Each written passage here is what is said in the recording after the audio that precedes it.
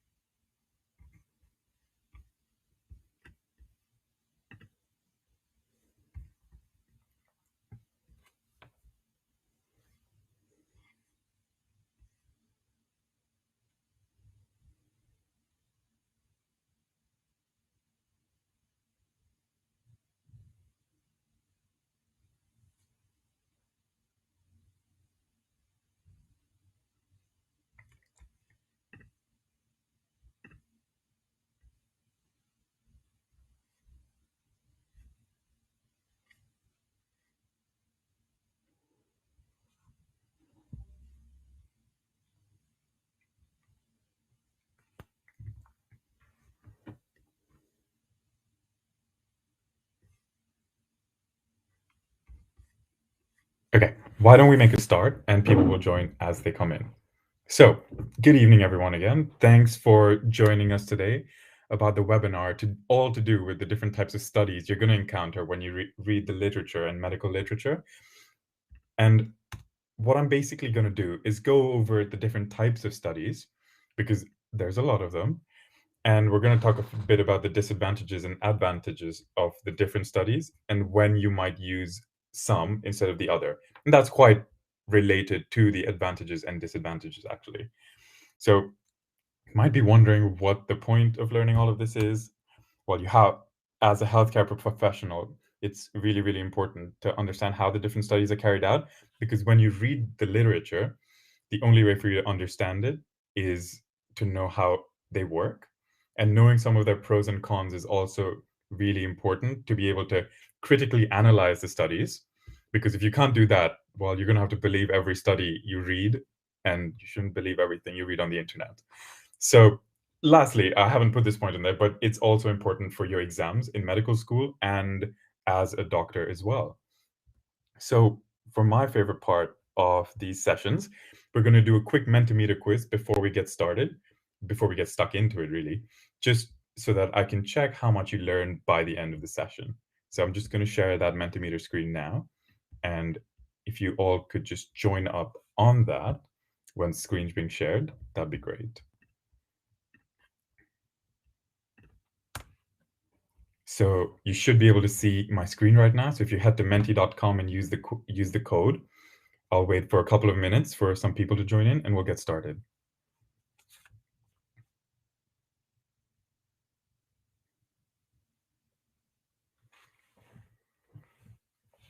If some of you have been to the previous webinars, you know the pattern already. You know what we're going to do.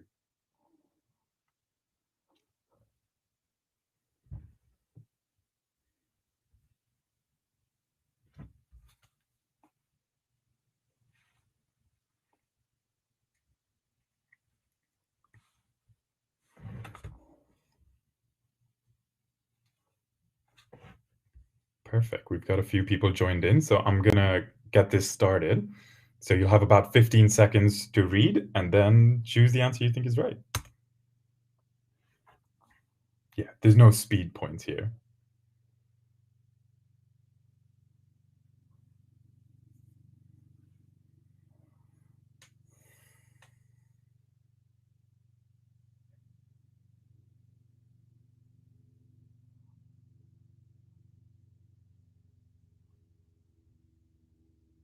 Ooh, okay. So no one got that one right. Well, it's a good thing you're at this webinar then. We'll talk about why cohort studies don't have recall bias, really, and how the best part about case control studies is that they're super cheap. Well, I say super cheap. They're not, yeah, you get what I mean. Okay, next question.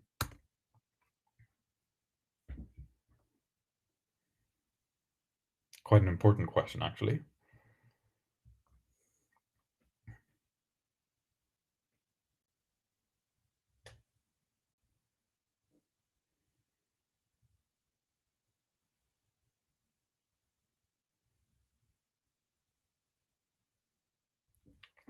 So I thought I put that in there because I thought everyone knows about the NICE guidelines, so you'd go for it. So it was good. Yeah, it's the Cochrane collaboration. I'll chat a bit about that during the presentation as well. So last question of this quiz.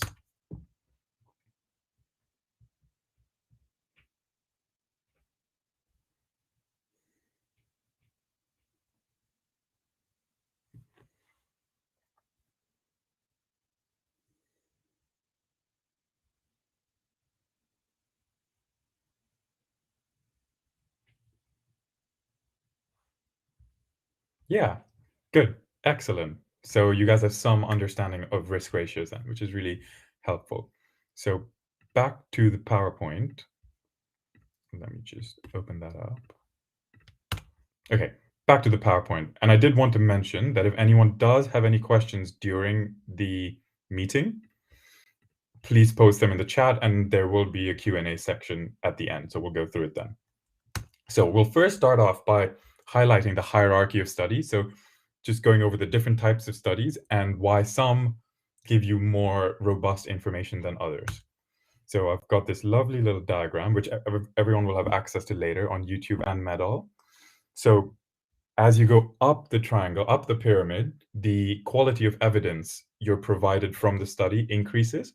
So meta-analysis really provides you the most robust evidence of a treatment working, of an exposure being linked to disease, of any two variables you're trying to associate together, really. Um, and that's because it combines data from a lot of different studies. And that's one of the ones we're going to deal with in particular. Then you have below that, you have your experimental studies. So I'm sure everyone knows about randomized controlled trials, and you know that they're the gold standard for proving causation and for getting drugs on the market, really.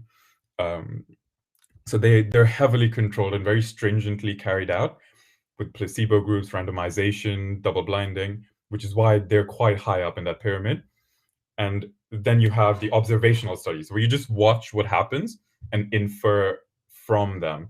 So you're never intervening, which is why they tend to have lower qualities of evidence because they suffer from more bias, which we'll go through. We'll go through in particular this time cohort studies, case control studies, randomized controlled trials briefly, and meta analyses.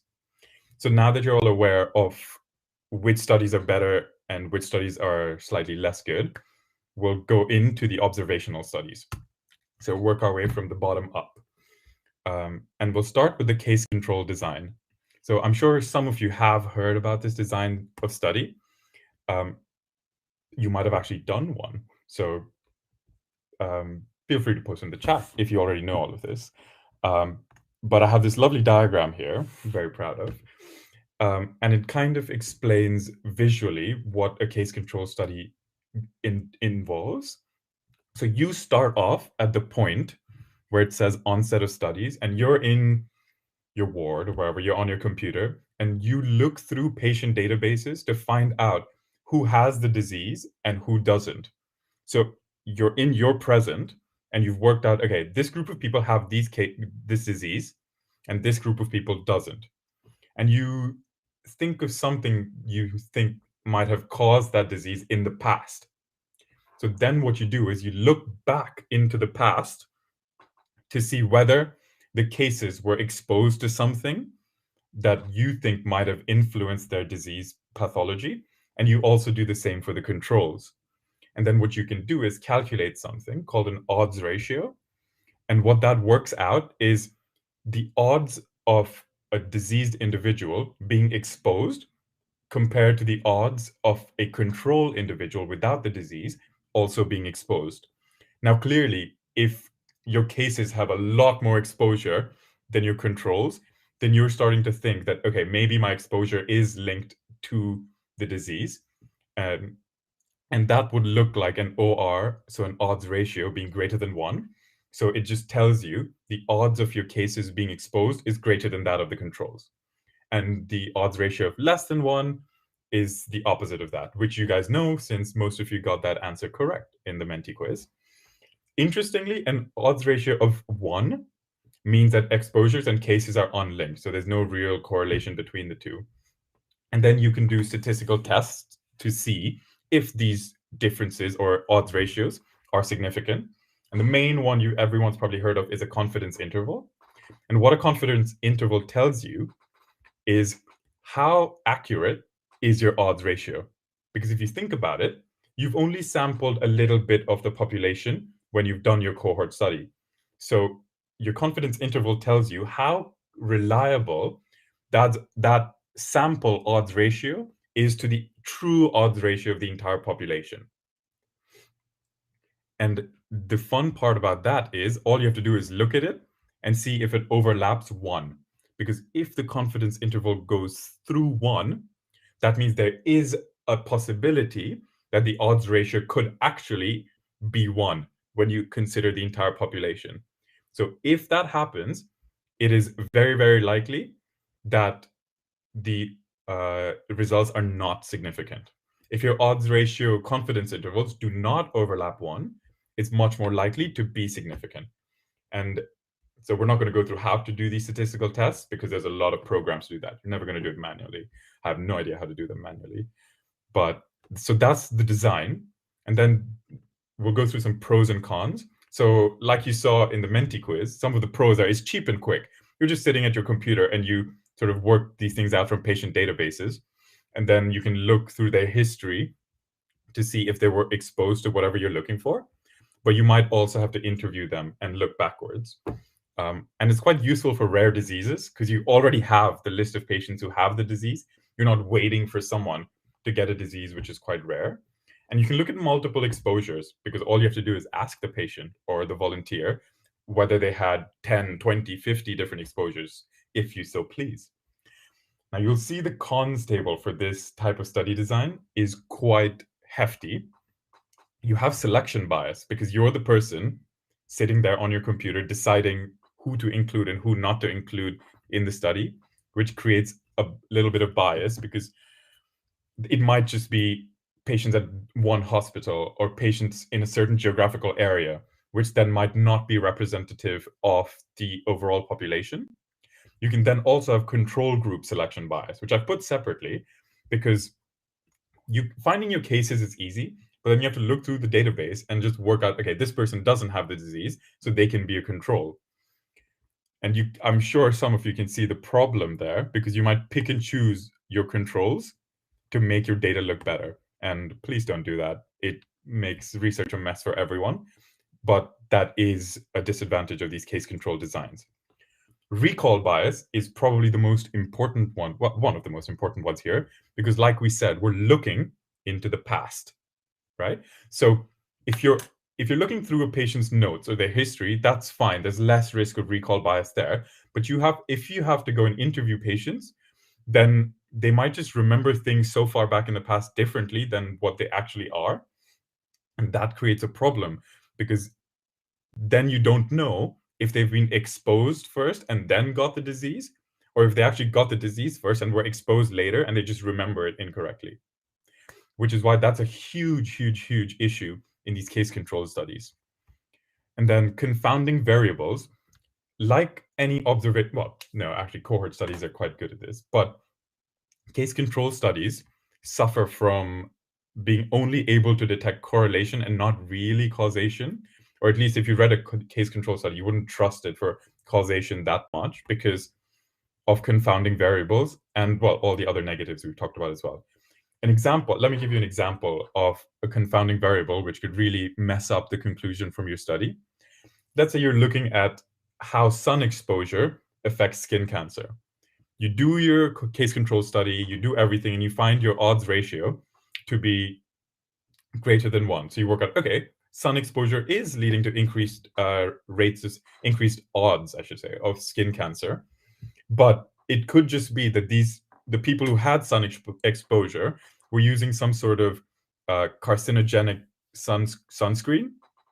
So it was actually the sunscreen which led to the skin cancer, not the sun exposure. So you never truly know what's led to the disease because you're always looking back at the past. So now I'm not saying that other studies don't have confounders in them.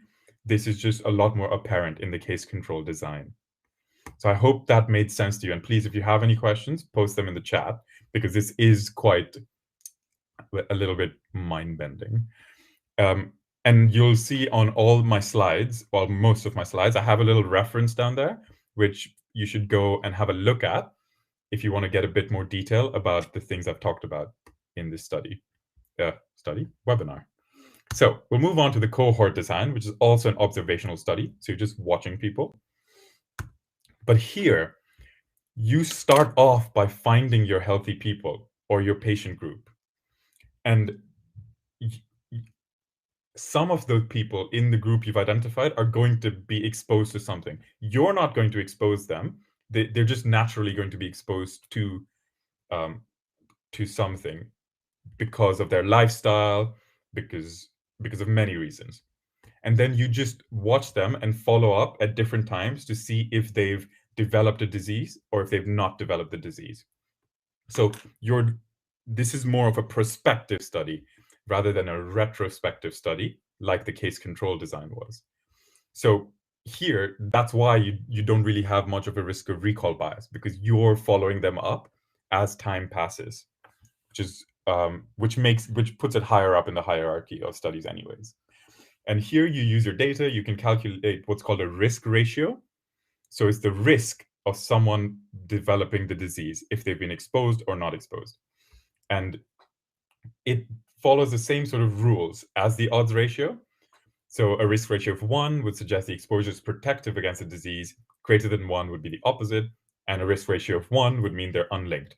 And once again, you do the same type of statistical tests, your 95% confidence interval, which again, same rules as before. If it crosses 1, your results are likely to be insignificant,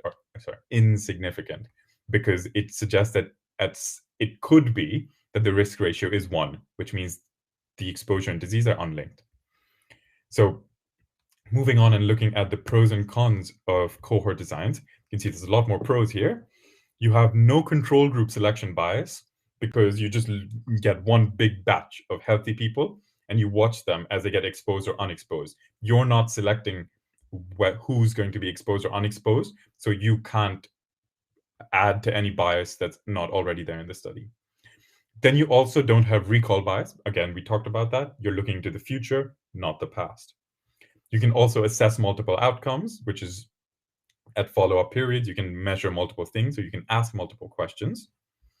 And then here it provides information on some information on causation, because you've seen the exposure happen before the disease. So it's more of a causative way you're looking at things. And then finally, you can also calculate incidence, because you can see in an entire population at a certain time point what was the chance of how many people developed the disease. And then if you just divide it by the total number, you can work out the incidence of new cases. But the problems here are they're a lot more expensive and time consuming, because you have to keep following people up. And if it's rare, if the disease is rare, you're going to be following people on for years, and you're going to need huge numbers, which means you need to compensate people as well. So it's expensive and time consuming, and there is a selection bias in the overall group, similar to the case control study. You might end up selecting people from one geographical location, one hospital, one nationality, things like that.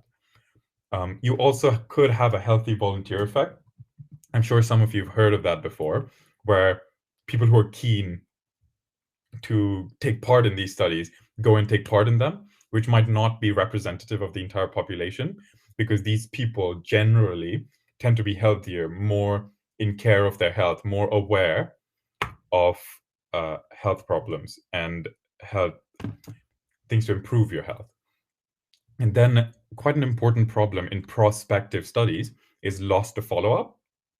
So you might go to follow-up, but someone just doesn't pick up your call, or they don't live in the same place anymore. So it just happens that people fall out of your study, and that can cause issues in terms of N number. So you might reduce your N number because of follow-up loss.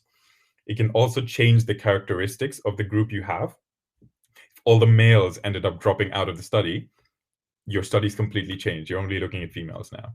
So loss to follow-up can reduce your N number and also completely change the characteristics of your study population. Good. I hope that's all not too heavy, not too boring. So the next bit, I'm hoping a lot of you already know about, so it won't take as long. Randomized control trials. Everyone's heard of them. I don't think anyone really likes reading them, but they're the gold standard for testing a drug in industry and in academia. So we must know about them. We won't go through critically analyzing them in this webinar, but there will be an upcoming webinar where I go through a checklist of how to analyze a randomized control trial and decide whether it's robust or not.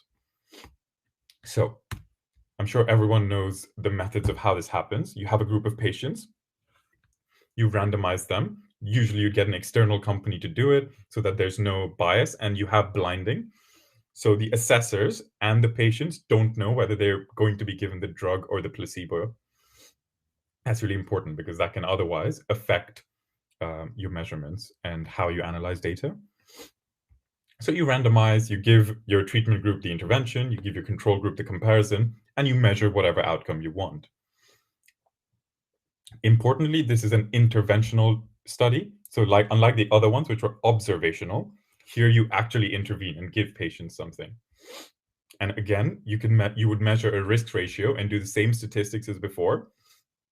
But there's two main ways of analyzing all that data you get from your randomized controlled trial. We have the intention to treat analysis, which looks at absolutely everyone in the study, no matter if they took the drug, if they didn't take the drug,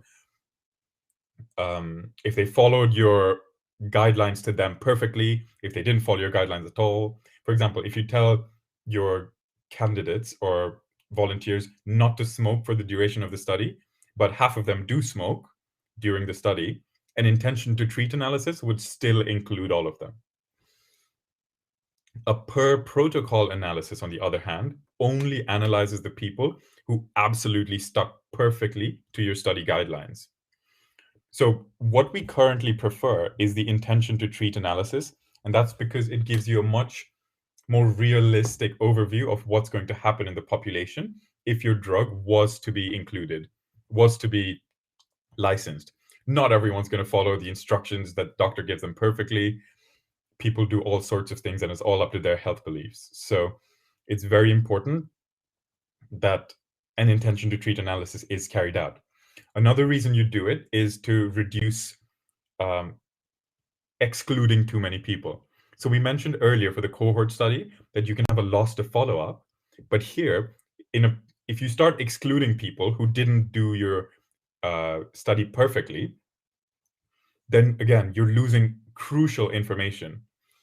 For example, let's say all the males, I'm sorry I'm using males and females, but that's just the simplest thing that's coming to head right now.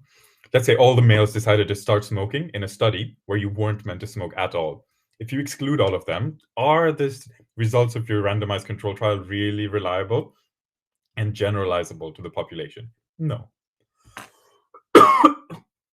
Excuse me. No, they're not generalizable. So that's why we really prefer an intention to treat analysis. So if you're reading a study and they've done a per protocol analysis, you should be suspicious. That's what I would suggest. So pros and cons. Pros, they assess causation very stringently because you intervene. You're not just leaving it up to chance for an exposure to happen. You control dose, you control frequency, you control every little bit of the study. You don't have any recall bias, again, because it's prospective. Minimal confounders, because you have an inclusion and an exclusion criteria. So you prevent things that might create problems in your study. And again, you can assess multiple outcomes at once, depending on what you measure at your follow-up times. Cons. So expensive and time consuming. I'm sure you all know they're silly expensive. So then there's also the healthy volunteer effect, like before. It's always the healthiest, fittest people who tend to sign up for these randomized control trials, and that makes your study a little less generalizable. And then your strict inclusion and exclusion criteria may also affect the generalizability of the study, because if you exclude everyone who smokes, everyone who has hypertension, everyone with diabetes, who are you actually gonna use the data to treat? And then attrition bias and loss to follow-up, like we mentioned before as well, same issues there. Attrition bias has a particular issue. It means people are dropping out of your study. And the reason could be because of some bad side effects of the drug, which they're not actually measuring. So if you read a study and you find a lot of attrition bias, be careful, because the drug might be causing some side effects, which maybe you need to do a little bit more reading about. And then funding bias. So usually the only people who have money to fund such expensive studies are pharma companies, and there could be some sort of conflict of interest there. But usually the pharma company tends to disclose any of these conflicts of interest, and there are different analyses you can do to make sure there isn't too much of a funding bias in the trial. Okay, sorry, I'm talking a lot, so it's making me cough a little bit.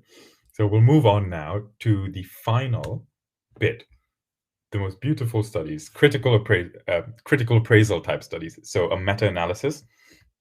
We're not going to go over systematic reviews just because this is more quantitative and it gives you more sort of robust evidence for a certain intervention.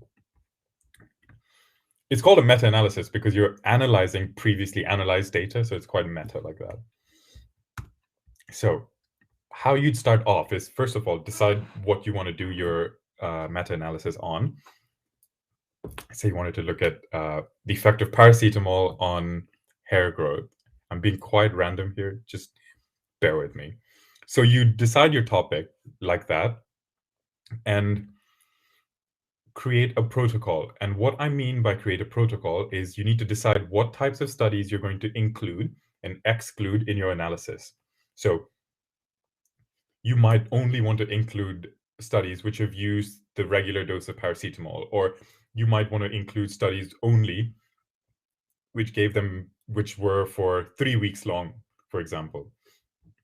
So you have to be very strict in that. So you start off by identifying all the studies which have looked at your outcome or issue, and then you narrow it down. You start excluding things at different levels based on your inclusion and exclusion criteria.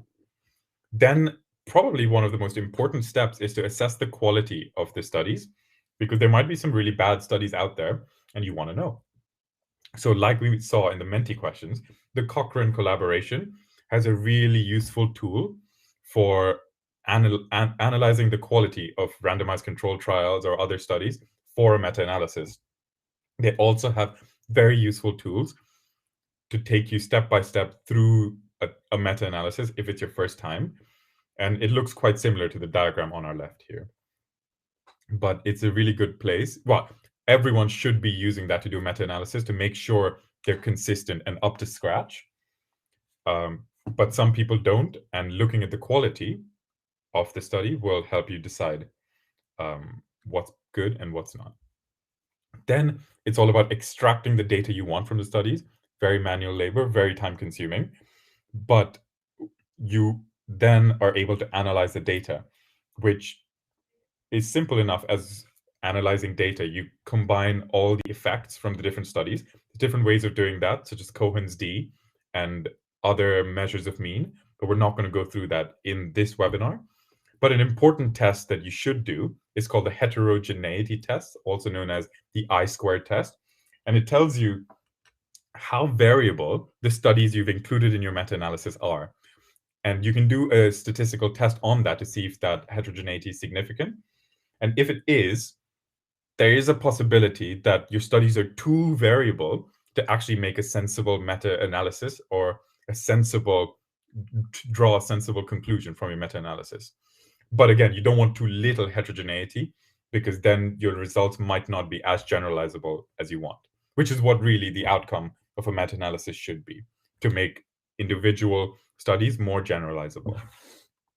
Yeah, and then you look at the effect size in the different studies and combine the effect sizes using different methods, like I mentioned, which again, the Cochrane collaboration will go into more detail on that. And it depends on the types of studies you've included. Okay, so some pros and cons here.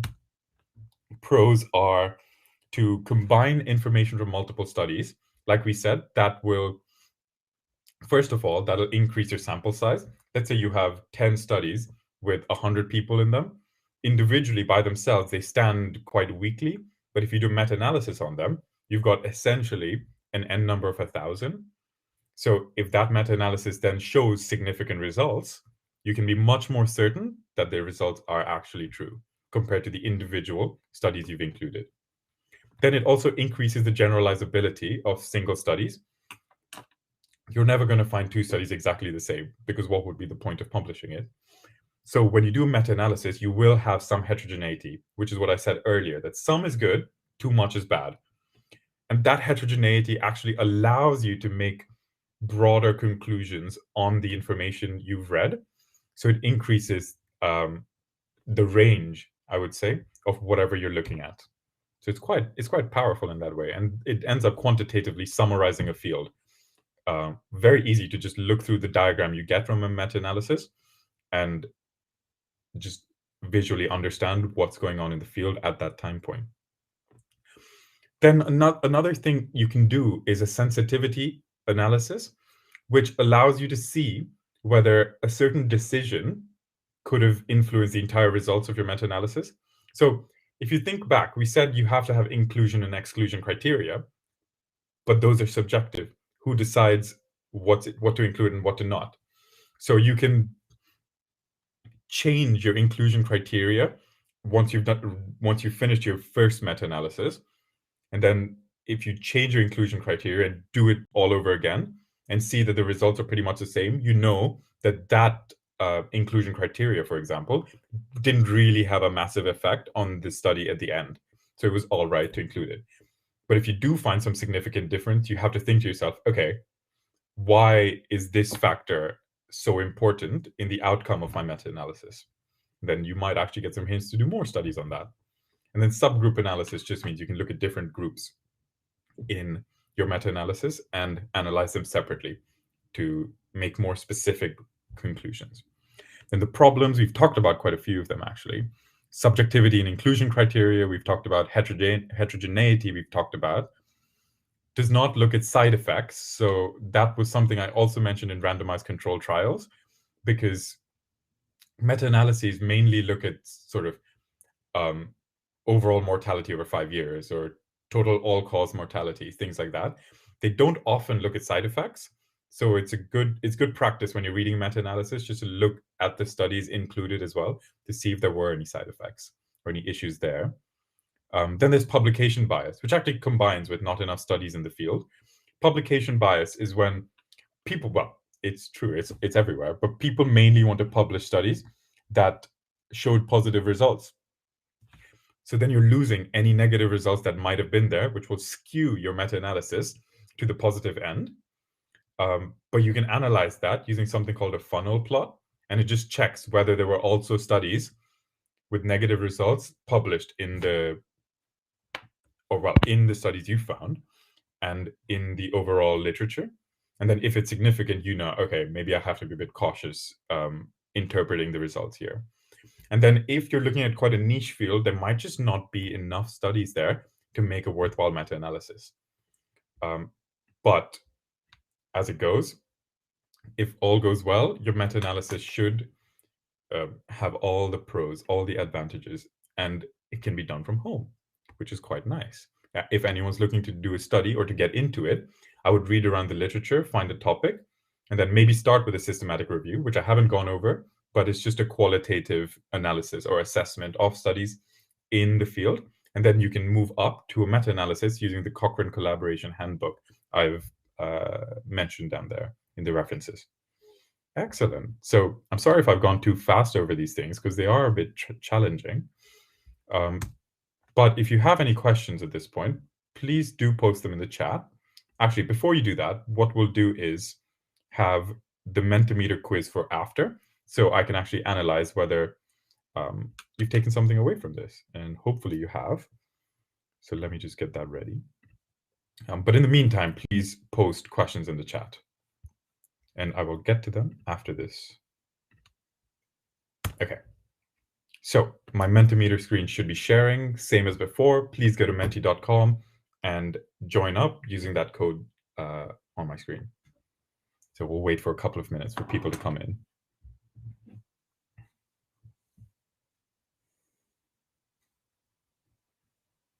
So now hopefully you're much more ready to answer the questions I have in store.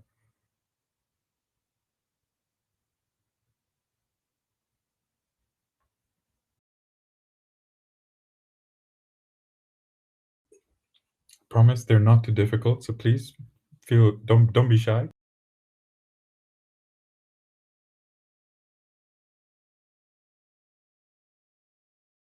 Couple more people. Excellent. All right. We have a few people in here. So why don't we get started? First question. Good luck, everyone. Put an easy one there. Get it started nice and easy.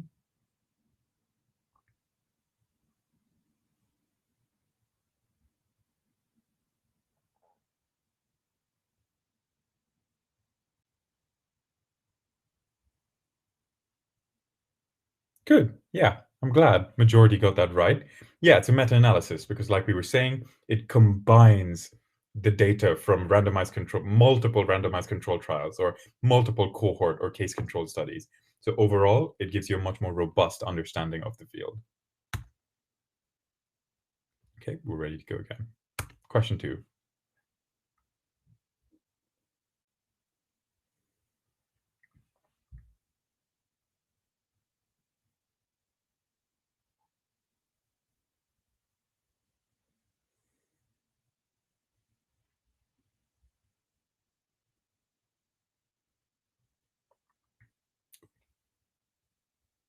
Ooh. So we actually said that it was the intention to treat analysis that's better because it includes everyone, gives you a more realistic overview of what will happen in the population if you introduce your drug. A per protocol analysis looks at only the people who perfectly followed your rules of the trial, which is not as representative as you'd want it to be. And you diminish your N number as well if you do such an analysis. Okay, so next question.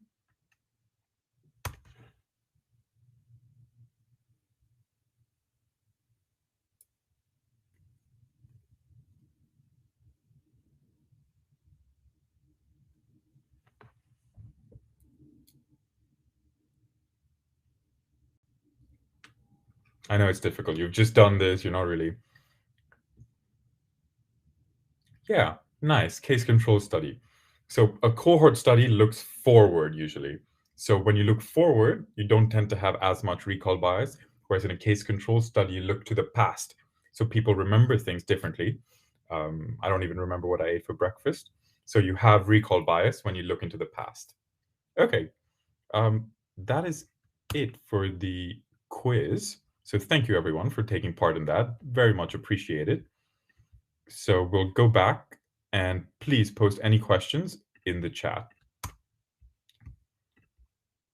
So I'll give it a couple of minutes just for people to type their questions in. But if there's none, we'll move on shortly.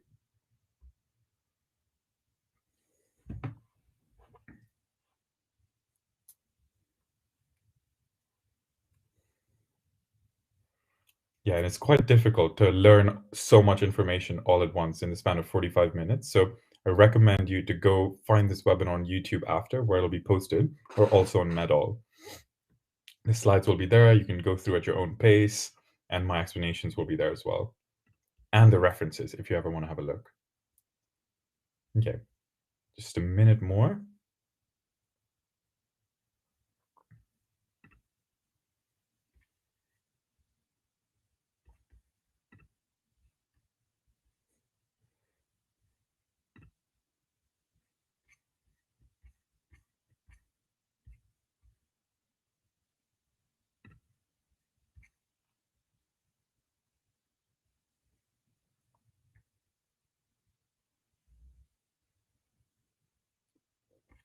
Okay, if there are no questions, we'll go on to the final slide. So I would recommend doing this feedback form now. The QR code is up here. I'm also going to put in the chat. That's how you get your certificate, so you don't want to miss out on that. and also sign up for our next webinar on the common methods in lab research, because you want to know how to understand lab research, because a lot of the reading you're going to do will actually be lab research. Let me just put the link of the feedback form in the chat.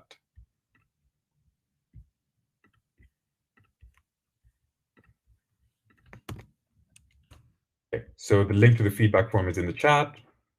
Please do fill that in. I'll leave this up for a few more minutes before we all log off. But yeah, I hope you guys enjoyed, and thank you for joining us once again.